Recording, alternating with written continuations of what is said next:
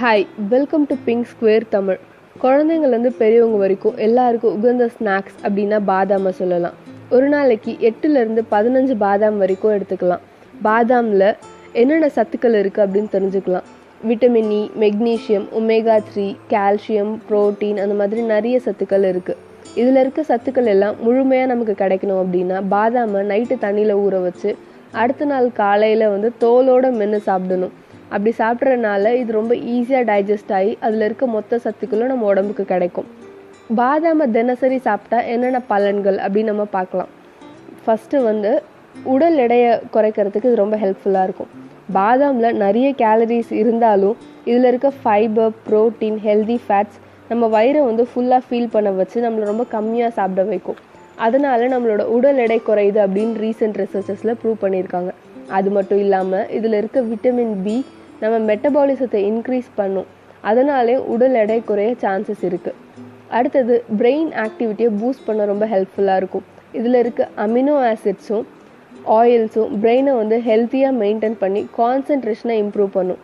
அது மட்டும் இல்லாமல் ஆயுர்வேத மருத்துவத்தில் பாதாம் நம்ம அறிவாற்றலையும் ஆயிலையும் அதிகரிக்கும் அப்படின்னு சொல்கிறாங்க. சரும பராமரிப்பு.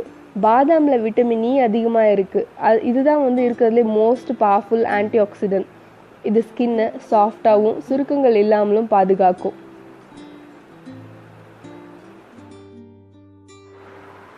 ஹார்ட் அட்டாக் வராமல் பார்த்துக்கும். இப்போ ரீசெண்ட் ரிசர்ச்சஸில் பாதாம் பருப்பை தொடர்ந்து சாப்பிட்றதுனால ஹார்ட் அட்டாக் வர்றது கம்மியாக இருக்குது அப்படின்னு ப்ரூவ் பண்ணியிருக்காங்க.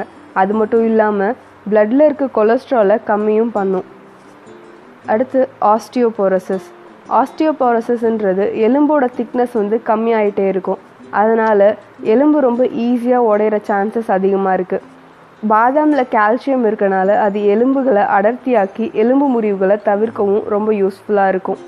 இப்போ பாதாமோட பெனிஃபிட்ஸ் என்ன அப்படின்னு நம்ம தெரிஞ்சுக்கிட்டோம். ஸோ அதனால் நம்ம தினம் பாதாம் சாப்பிட்றது நம்மளோட டெய்லி பழக்கமாக வச்சுக்கணும்.